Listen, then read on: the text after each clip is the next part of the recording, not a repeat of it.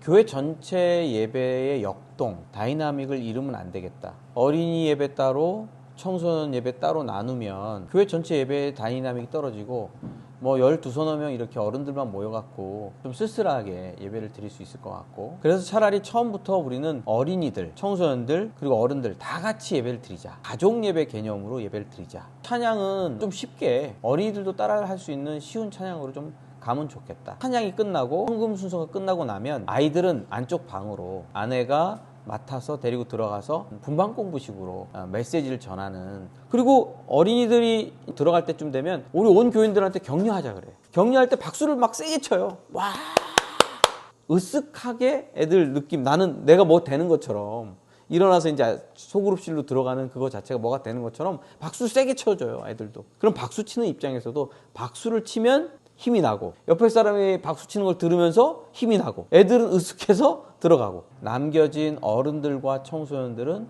계속해서 거기서 제 말씀을 듣고 예배를 끝까지 하는 방법을 생각을 했어요. 열댓 명만 찬양할 때는 다이나믹이 약하고 좀 심심할 수 있거든요. 근데 어린이들이 함께 참여해가지고 찬양을 부르고 청소년들도 몇 명이 함께 찬양을 부르면 온 교회 어른들한테도 영향력을 미치고 서로 우리는 살아있구나, 우리는 재미가 있구나 하는 생각들을 서로 갖게 되는 거거든요. 다음 주에도 오고 싶은 마음이 들려면 교회 예배에 역동이 있어야 되니까 성령의 역사라든지 말씀의 역사라든지 뭐 기도를 어떻게 한다든지 일단 그런 걸 빼고 실제적인 말씀을 드리는 거예요.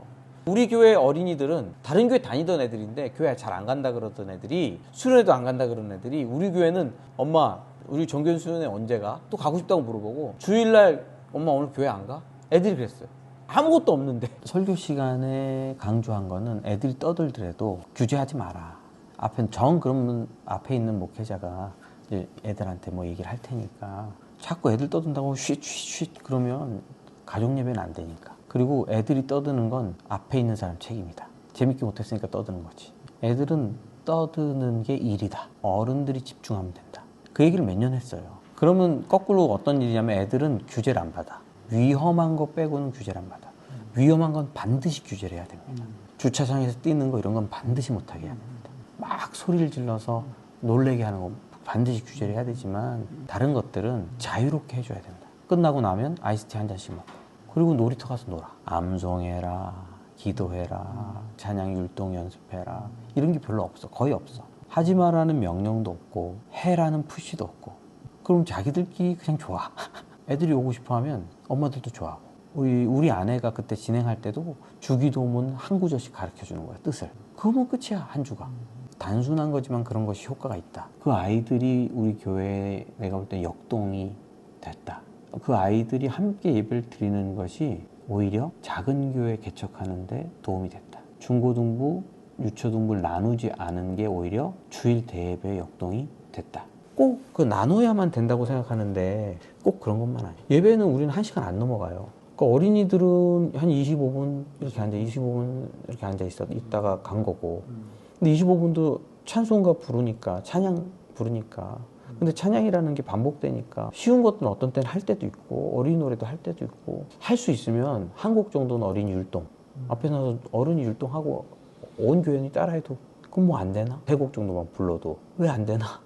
좀 예배 자체를 좀 프리한 스타일로 해서 드리면 좋다. 그래서 우리 교회는 예배 순서 자체가 많지가 않아요. 대표 기도도 없었어요. 처음에 내가 가서 오프닝 얘기하고 찬양 한 3곡 부르고, 그 다음에 사도신경 신앙 고백하고 찬송가 부르면서 헌금하고, 애들은 들어가고 어린이들은, 그 다음에 내가 설교하고, 설교 끝나면 바로 마지막 찬양 3곡 중에 마지막 찬양 부르고 우리 바로 그냥 축도가 끝나니까 막 이것저것 들어갔다 나갔다 앉았다 일어났다 또 뭐 이 순서 저 순서 많이 하면 오히려 복잡한데 깔끔하게, 어린이들도 있으니까 오히려 그렇게 했고, 어른들도 그게 더 좋아하더라고. 한 2년쯤 지나고 코로나가 오고, 그래서 이제 못 드리고 있다가 코로나가 이제 조금씩 풀릴 무렵에, 근데 내가 보니까 애들이 컸더라고요. 초등학교 고학년 애들은 중고등학교가 됐고 중학생이 됐고, 초등학교 저학년 애들이 4학년 막 올라간 거예요. 이제는 유초등부나 중고등부를 위한 특별한 프로그램이 필요하겠구나. 우리 아내 혼자 맡겨서 애들하고 관리하는 거는 이제는 안 되겠구나.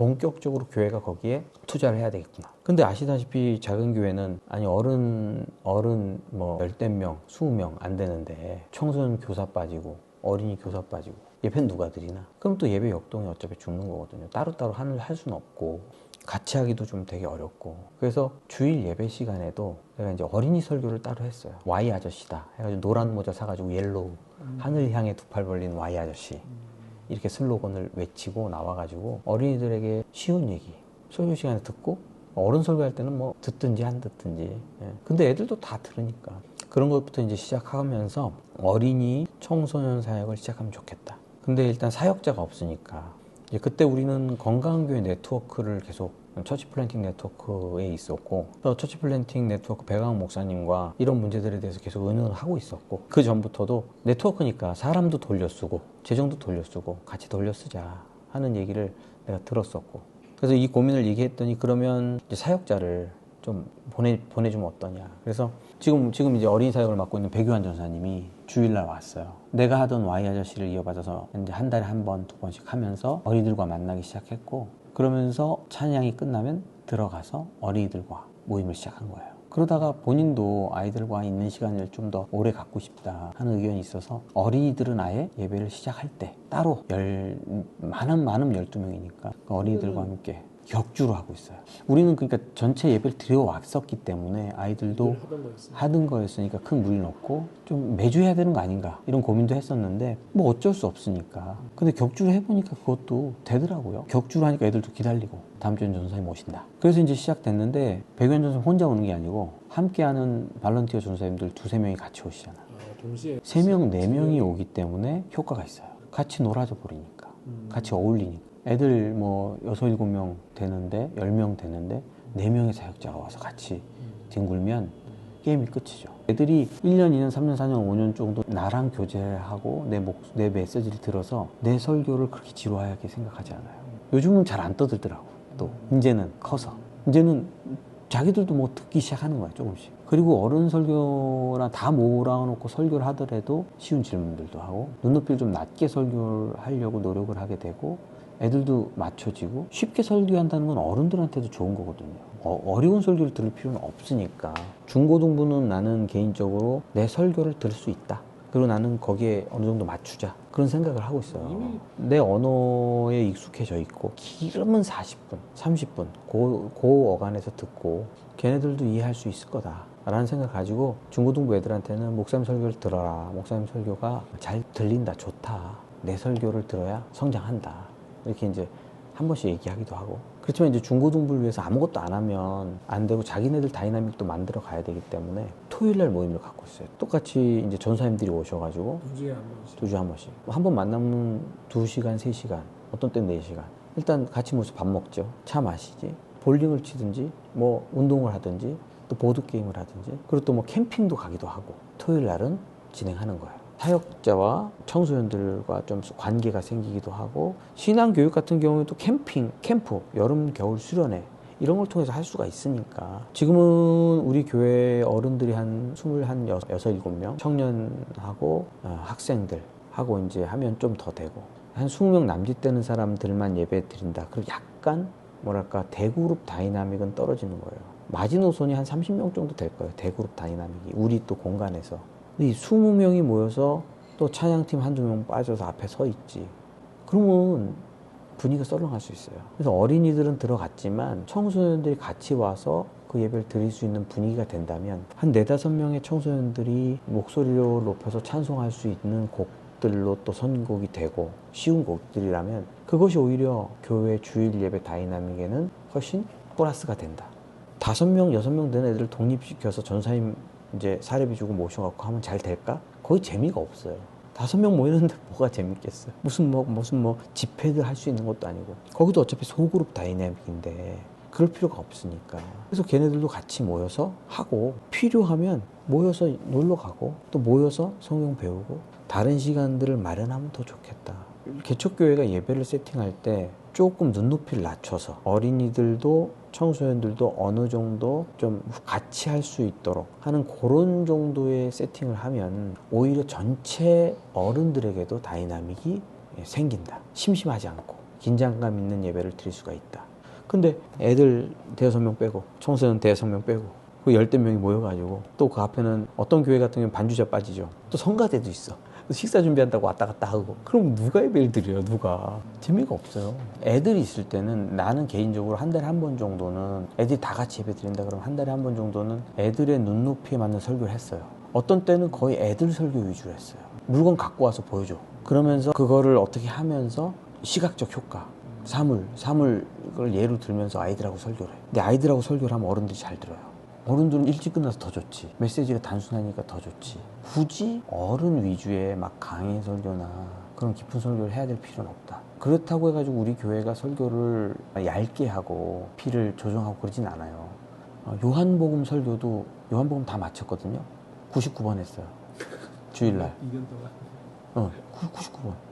어떤 때는 애들도 같이 듣기도 하고 그때 이제 아마 그때는 윤선 사모가 데리고 들어갈 때인데 중고등부 애들은 같이 들었죠. 그리고 코로나 끝나고 다시 시작하고 어린이들 모였을 때는 한 달에 한 번꼴로는 지금 기억에 어린이를 위한 설교를 준비했어요. 앞에 반드시 뭘 보여주고 또 어떤 재밌는 얘기를 해주고 예화를 들어서 설명해 주면서 애들한테 복음의 논리, 세상의 어떤 이야기의 논리가 이렇게 다른 거 비교해서 설명해 주면 애들도 알아들을 뿐만 아니라 어른들도 다 알아들어. 같이 함께 가는. 로마서 강의할 때, 로마서 설교할 때는 애들도 섞여 있었기 때문에 그래서 어린이들도 뭐 자는 애들은 있기도 하고 뭐 애들이니까 좀 떠들기도 하고 왔다 갔다 하는데 그거에 개의치 말고 하면 또 아이들도 따라온다. 어떤 때는 퀴즈를 낼 수도 있고 목회자들이 한 그룹뿐만 아니라 이쪽 저쪽 그룹을 만나면서 염두에 두면 오히려 영향력이 폭이 넓어지는 것이 아니냐 이런 생각도 들고 청소년들 중학생교 1학년이 6년 있으면 어른이 되잖아. 그때 내 설교를 듣고 나와 함께 호흡하고 했던 애들은 오히려 더 나에게 적용하기도 쉽고 우리 교회에서 활동하기도 좋고 뭐 언제까지나 어린이고 언제까지나 청소년은 아니잖아. 내가 이제 대형 교회들 뭐 1000명대 교회를 내가 한 2명, 2개 정도는 경험해 봤고 그리고 뭐 중형대 교회들도 경험해 봤지만 대형 교회일수록 청년들이 작년 예배에 적응을 못하더라고. 자기 싫다는 거야. 담임 목사님 설교도 싫다는 거야. 왜? 워낙 분리돼 있어서 적응이 안 된 거죠. 아예. 방법은 걔네들을 분리해서 따로 교회를 해주든지. 근데 교회에서도 그렇고 싶진 않아. 떨어져 나가게 되더라고요. 아무래도 지금 청년들은 마음에 어려움이 있을 수도 있어. 자기들 신경을 안 써준다 생각도 있는데 이제 나도 작년에는 중고등부 어린이였다면 올해는 내가 청년 테마를 가지고 도전해 갈 거예요. 맨날 개척기 하면 힘들다. 왜 힘들어? 안 하면 되는데. 식사도 최대한 간소하게. 주일학교 교사 봉사도 안 하고. 일부러 제 아내한테만 부탁했어요. 애들 데리고. 교사를 안 뽑았어요. 성가대 같은 것도 없었어요. 그냥 앉아서 순수하게 예배 드리는 분이 한 20-30명 항상 됐었던 거고. 그렇지. 그게 다임이 중요해요. 그래야지 모임들도 은혜 받아요. 그러면은 이런 주일학교 관련해서 교인들에게 특별히 요구하는 건 어떤 거였어요? 신앙의 중심은 가정이다. 주일 학교가 아니다. 교일날 교회에다가 떨어뜨려 놓으면 주일학교에 유초등부, 중고등부에 거기는 전문가 집단이 있고 전문가 집단이 자기 애들을 잘 예수 믿게 해줄 것이다. 100% 착각이라는 거예요. 주일학교 교사들은 전문가 집단이 아니에요. 그냥 교회 집사님. 전도사님들은 전문가냐? 그냥 신대원 학생. 교회 교육의 전문가 아니에요. 그러면 거기에 복음이 있냐? 없을 확률이 높아요. 권사님도 그래. 우리 애는 6년, 12년 교회 생활했는데 졸업하고 목사님 교회를 안 나와요. 주일학교만 넣어놔서 그렇다고. 집에서 신앙을 보여줬어야지. 엄마, 아버지가 믿는 걸 보여줬어요. 집에서 맨날 갔다 오면 장로님 욕하고 목사님 욕하고 권사님 욕하고 애들이 왜 믿겠냐고. 교회 가서 행복하고 엄마, 아빠가 기도해가지고 집안의 문제가 해결되고 그런 경험들이 있고 우리 엄마가 기도했는데 진짜 이게 되네. 하나님 살아계시네. 보였어야지 그게. 단순히 교회에서 가정에서 무슨 뭐 성경을 읽히고 가정 예배를 드리는 거 그게 오히려 어떤 때는 바리새주의를 키울 수도 있는 거고 나는 그런 것도 너무 강요하고 싶진 않아요. 한 10분 이렇게 짧게 드렸으면 좋겠고 교회 교육의 중심은 가정이다. 애들이 믿고 안 믿고는 당신들 책임이지 교회에 자꾸 다 이렇게 짐을 지우려고 하지 마라. 못한다. 그런 일이 안 일어난다. 다음 세대 선교. 우리는 그들을 선교해야 된다. 가정에서. 왜? 안 믿는 애들이니까. 처음부터 믿는 애로 태어난 게 아니잖아. 유아세를 준다는 뜻은 내가 얘를 믿음의 자녀로 키우겠다는 거잖아. 아니면 선교하겠다는 거잖아. 얘를 다음 세대를 내가 선교하겠다. 우리 가정에서. 그런 거거든요. 유아세례는. 우리 교회도 유아세례 줄 때 같이 선언하는 것은 우리 교회가 얘네들을 선교하겠다. 복음을 전하겠다. 이런 뜻이니까. 그런 마인드를 가지고 집에서 해라. 예수 믿게 해야 된다. 그리고 그래서 이제 바이블 타임이라는 걸 했어요. 그래서 큐티를 안 하고 바이블 타임은 그냥 성경 읽기거든요. 매일 한두 장씩 읽어요 그냥. 그리고 감사 제목 3개 쓰면 돼. 가로놓기 하고 감사 제목 쓰면 돼. 막 묵상하고 뜻을 끌어내고 적용하고 이런 게 하나도 없어요. 성경 읽기야. 왜? 온 가족이 해야 되니까. 온 가족이 매일매일 하면 되니까. 그럼 어려우면 안 되잖아요. 어린애들, 청소년들도 참여할 수 있어야 되니까. 그래서 바이블 타임이라는 거를 한 거예요. 그러면서 어떤 신앙의 내용들, 베이스들, 성경의 내용들을 가정에서 가르쳐 가고, 또 그런 거 기회가 있을 때 엄마 아빠가 신앙에 대해서 설명해 주고 얘기해 주고, 그렇게 해도 애들이 예수 믿는다. 난 그렇게 생각해요. 근데 그게 아니었던 거지. 교회만 던져놓고 자기는 예배 드리러 가, 은혜 받으러. 애들 주일학교에 던져놓고 자기는 올라가. 그리고 나중에 그러는 거죠. 주일학교 12년 했는데 예수를 안 믿어요.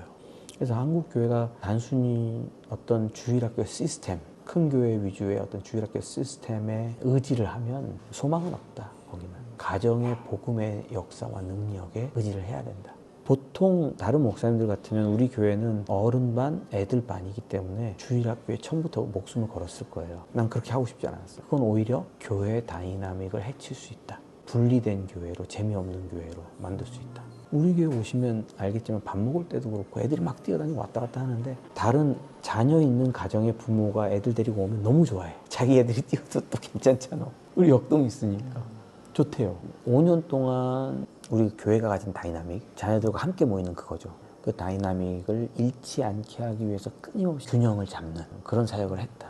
사역을 많이 해서 팽팽해지면 개척교회 같은 힘들다. 또 너무 느슨하면 우리 교회 아무것도 없어. 우리 교회 쥐죽은 조용해. 우리 교회는 부흥이 없어. 우리 교회는 성장 안 하는 것 같아. 우리 교회 죽은 것 같아. 그럼 아무도 또 안 데리고 와요. 내가 느낄 때 필요한 어느 정도의 긴장, 5년 동안 유지하려고 끊임없이 이걸 조정을 해갖고 왔다.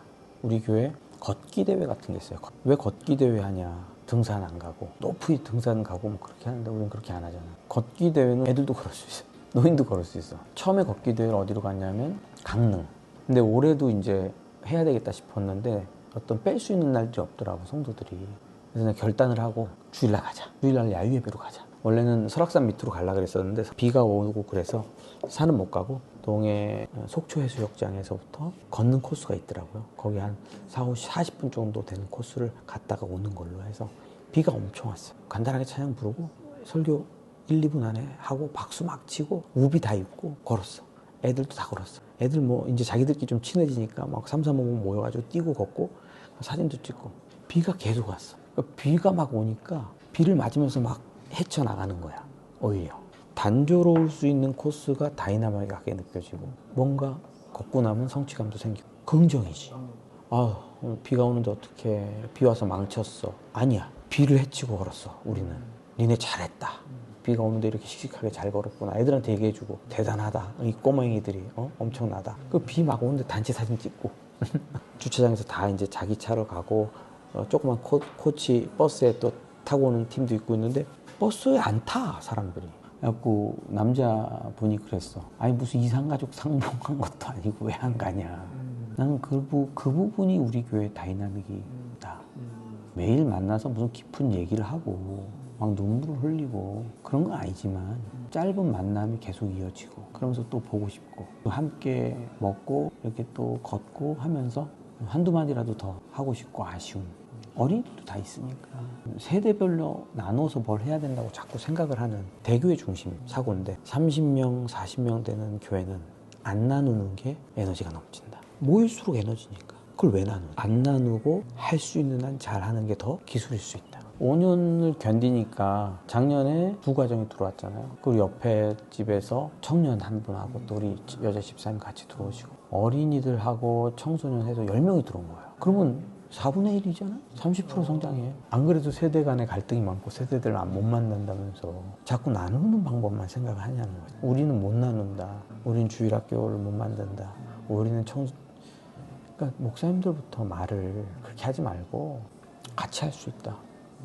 같이 하는 방법을 생각하자. 중고등부 애들도 일꾼 세워야지. 또 걔네 기타 칠 수 있어? 그럼 찬양팀 해. 뭐 베이스 기타 치면 네가 베이스 해. 반주할 수 있으면 반주해. 같이 가는 거지. 이제 코로나 중반 끝날 줄 내가 어떻게 해야 될까 고민했는데, 사실 우리 교회는 전도사님이나 사역자를 둘 수 있는 재정이 안 되고 그 마땅한 사역자도 구할 수 없고 개척교회는 안 오거든요. 사역자들이 큰 교회 가려고 그러지. 그리고 온다고 해서 그 사람이 누군지는 나도 모르고 검증할 수도 없고.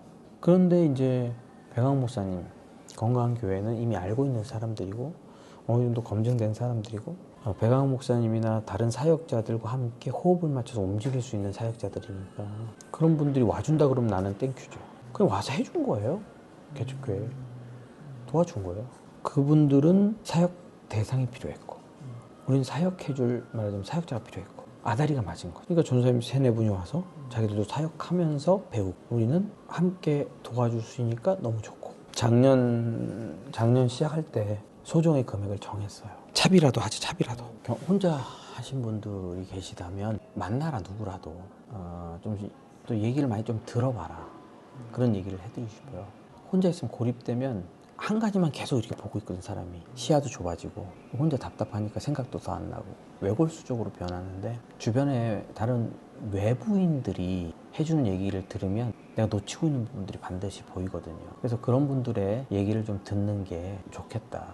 그런 대화의 시간을 많이 가지면 좋겠다. 하다못해 중고등부 얘들 만나서 야 목사님 설교가 들리냐? 알아듣겠어? 그런 거라도 물어봐라. 안 들린다 그러면 내가 잘못한 거니까. 얼마 전에는 내가 내 이제 큰딸이지 이제 대학교 가는데 야, 아빠 설교가 알아듣겠냐? 물어봤어. 그랬더니 근데 아빠 설교는 좀 직관적이긴 한데 알아듣겠어 그러더라고. 직관적이라고 그러더라고. 그럼 뭐야? 내가 좀 더 귀납적으로 분석적으로 조금 더 나누어서 구체적으로 얘기할 필요가 있는 거니까 내가 또 배우고 청년 애가 알아듣는다. 내 딸이 이제 걔는 또 뭐 어렸을 때부터 들었으니까 좀 더 그럴 수 있겠지만 그런 걸 참고를 하고 또 우리 이제 다른 성도들한테도 물어보는 거죠. 설교가 잘 알아듣겠나요? 은혜스럽냐? 이건 묻지 말고 알아듣겠냐? 질문을 좀 다르게 해가서 함께 대화할 수 있으면 좋겠다. 다른 목회자들 또 같이 하는 동역자 성도들과 대화하고 그들에게 물어보고 피드백을 좀 받기도 하고 그런 과정 속에서 바꿀 수 있는 건 바꿔가고 그럼 재미가 더 있어질 거다. 재밌으면 뭐 좋은 거지. 그런 생각이 듭니다. 건강한 처치 플랜팅 네트워크 화이팅입니다.